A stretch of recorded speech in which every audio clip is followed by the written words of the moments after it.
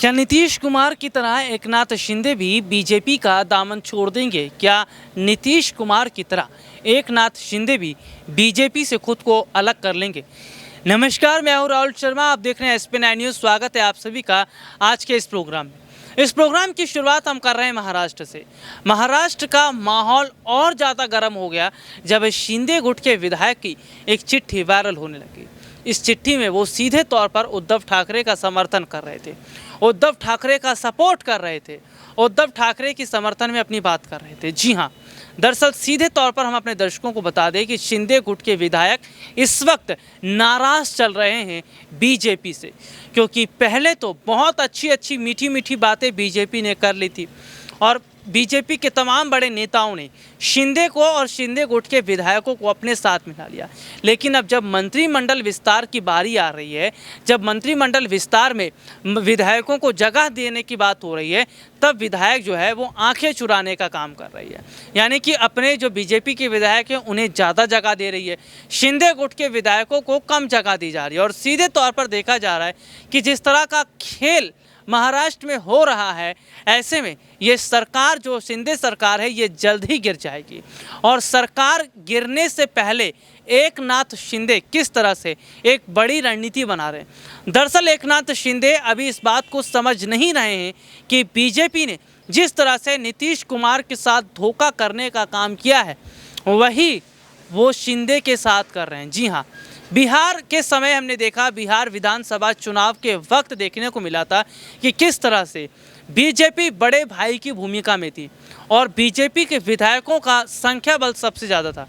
हम अपने दर्शकों को यहाँ पर समझाने की कोशिश करेंगे कि ऐसे ही नहीं बीजेपी ने अपने विधायकों को बड़ी जगह दिलवाई बिहार में, ऐसे ही नहीं बीजेपी के विधायक अच्छी खासी जीत हासिल करे। इसके पीछे का बीजेपी का बहुत बड़ा प्लान था और प्लान ये तब से शुरू हुआ था जब कोरोना का वक्त चल रहा था, जब पूरा देश लॉकडाउन में था। उस वक्त तस्वीर सबने देखी, उस वक्त देखा जा रहा था कि बिहार में सबसे ज़्यादा हालात ख़राब थे। नीतीश कुमार लोगों की सेवा करने में लगे थे, नीतीश कुमार बिहार को संभाल रहे थे, शासन प्रशासन संभाल रहे थे, लेकिन बीजेपी पर्दे के पीछे रहकर चुनाव की तैयारी कर रही थी और अंदर ही अंदर जेडीयू को ख़त्म करने का काम चल रहा था। किसी भी तरह से जेडीयू का दबदबा बिहार में कमज़ोर किया जाए और बीजेपी बिहार में एक बड़ी पोजीशन को हासिल करे। जो प्लान बीजेपी ने रचा वो कामयाब हो गया और हमने देखा कि बिहार जब विधानसभा चुनाव के नतीजे आए उसमें सबसे ज़्यादा अगर जीत किसी की हुई बीजेपी विधायकों की। ये बात देखकर नीतीश कुमार, जी हाँ, उनका माथा टलक गया। क्यों? क्योंकि उन्होंने देखा बीजेपी ने किस तरह से एक के बाद एक कई खेल खेले।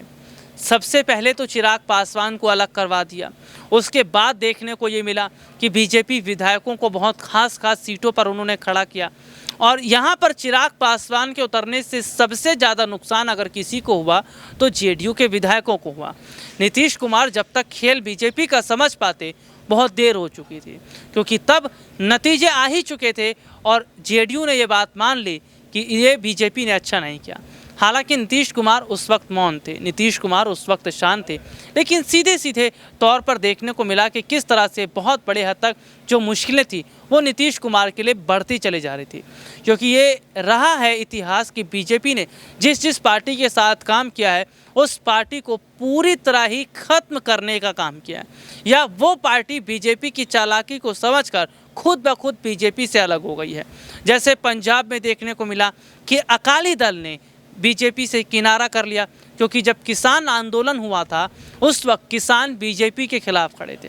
अकाली ये बात समझ गए कि बीजेपी के साथ रहेंगे तो कहीं के नहीं रहेंगे, इसीलिए अकाली बीजेपी से अलग हुई। महाराष्ट्र में शिवसेना अलग हुई और बिहार में जेडीयू अलग हुई। तो यहाँ पर देखा जा रहा है कि जिस तरह नीतीश कुमार को कमज़ोर करने का काम बीजेपी कर रही थी, उनके विधायकों को तोड़ने का काम कर रही थी, पार्टी को पूरी तरह ख़त्म करने का काम कर रही थी, यही हम देख रहे हैं एकनाथ शिंदे के साथ हो रहा है। अभी तो एकनाथ शिंदे को मुख्यमंत्री बना दिया गया और बहुत खुश है एकनाथ शिंदे, लेकिन उन्हें ये नहीं पता कि कमान तो बीजेपी के हाथ में है, चला तो वही रहे एकनाथ शिंदे को। चलिए शिंदे मुख्यमंत्री बन गए तो क्या हुआ, लेकिन काम कैसे करना है ये तो बीजेपी बता रही है ना। और ये बात शिंदे अभी तक समझ नहीं पाए, क्योंकि बीजेपी का खेल शिवसेना बहुत पहले समझ गई थी। तभी शिवसेना ने बीजेपी से खुद को अलग कर लिया और इसलिए बीजेपी को मिर्ची लगने लगी। अब फिलहाल ये देखा जा रहा है कि एकनाथ शिंदे के साथ जो विधायक आए हैं, उन विधायकों को अपने साथ मिलाने का पूरा काम बीजेपी कर रही है और एकनाथ शिंदे को धीरे धीरे कमज़ोर किया जा रहा है, क्योंकि अब शिंदे गुट के विधायकों में, जी हाँ, अब अनबन हो रही है। शिंदे गुट में अब हम देख रहे हैं माहौल काफ़ी बिगड़ रहा है, क्योंकि लगातार शिंदे गुट के कई विधायकों का उद्धव ठाकरे को सपोर्ट करना, समर्थन करना, ये बीजेपी के लिए अच्छा रहेगा, क्योंकि बीजेपी ये चाहती है कि शिंदे गुट के जो विधायक है वो इधर उधर हो ही जाए, क्योंकि ऐसे में एकनाथ शिंदे को जो झटका लगेगा ही और शिंदे गुट के विधायक इधर उधर चले जाएंगे तो सबसे ज़्यादा फ़ायदा बीजेपी उठाएगी, क्योंकि बीजेपी महाराष्ट्र में सबसे ज़्यादा अपना दायित्व बढ़ाना चाहती है, महाराष्ट्र में सबसे ज़्यादा अपनी पोजीशन को मजबूत करना चाहती है। और फिलहाल ये देखा ही जा रहा है कि जिस तरह की स्थिति इस वक्त महाराष्ट्र में बनी है, इसका साफ सीधा मतलब यही है कि अगर वक्त रहते एकनाथ शिंदे भी बीजेपी का खेल नहीं समझ पाए तो शायद एकनाथ शिंदे ना घर के रहेंगे ना घाट के, क्योंकि इस वक्त मुश्किलें लगातार जो है वो महाराष्ट्र में बढ़ती चली जा रही हैं। महाराष्ट्र में जिस तरह के हालात देखे जा रहे हैं, हालांकि उद्धव ठाकरे ये पूरी कोशिश कर रहे हैं कि जितने भी विधायक उनके अपने हैं वो शिवसेना में वापस चले आएँ, शिवसेना में लौट आएँ, उनका इंतज़ार हो रहा है। हालांकि आदित्य ठाकरे ने कहा कि मातोश्री के दरवाजे उनके लिए खुले हुए हैं और अगर वक्त रहते ये लोग आ जाते हैं तो शायद बहुत बड़ा फ़ायदा उद्धव ठाकरे को उठाना पड़ेगा। लेकिन देखिए, वक्त की बात होती है और उद्धव ठाकरे ने कुछ समय पहले एक प्रेस कॉन्फ्रेंस के दौरान कहा था, उन्होंने कहा था हर एक अंधेरी रात के बाद एक नए सवेरे की शुरुआत होती है और उद्धव ठाकरे उसी नए सवेरे के इंतज़ार की बात कर रहे हैं।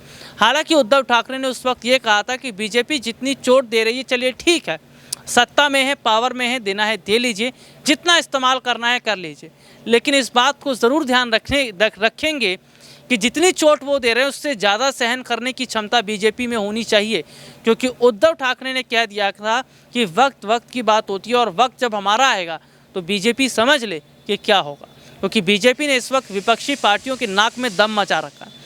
ईडी एनसीबी लगातार विपक्ष पर काम कर रहा है, ईडी एनसीबी से विपक्ष परेशान है, क्योंकि हम देख रहे हैं कि विपक्ष को सरकार एकजुट होने दे ही नहीं रही है।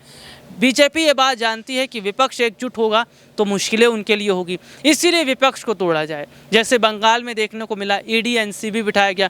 खबर तो यहाँ तक सामने आई कि जो जेडीयू के राष्ट्रीय अध्यक्ष ललन सिंह, उन्होंने कहा था कि भाई उन पर भी ईडी एनसीबी बैठ सकती है, लेकिन उन्होंने कहा हमें डर नहीं है, क्योंकि हम कोई बिजनेस नहीं चला रहे हैं या हमारी कोई आमदनी का दूसरा सोर्स तो नहीं है। भाई हम लोग खेती किसानी करने वाले लोग हैं, हमारा जो मेहनताना आता है या जो सब पैकेज सैलरी सब आता है वो खेती किसानी से आता है। तो बीजेपी चाहे जितना ईडी एनसीबी बिठा ले, उन्हें कोई डरने वाला नहीं है। तो हम देख रहे हैं कि जेडीयू को इस बात की डर है, आरजेडी को भी इस बात का डर है कि केंद्र में बैठी सरकार उनके खिलाफ भी ईडी एनसीबी का षड्यंत्र रच सकती है, और अगर ऐसा होता है तो ये सीधे तौर पर माना जाएगा कि बिहार में सरकार तोड़ने की कोशिश बीजेपी कर रही है। लेकिन विपक्ष अगर मजबूती के साथ काम करेगा और जनता का सपोर्ट विपक्ष को मिलेगा तो बीजेपी के लिए मुश्किलें बिहार में ज़रूर देखती नजर आएंगी। आज के लिए इतना ही, आपसे फिर दोबारा मुलाकात होगी, तब तक के लिए इजाज़त दीजिए, नमस्कार।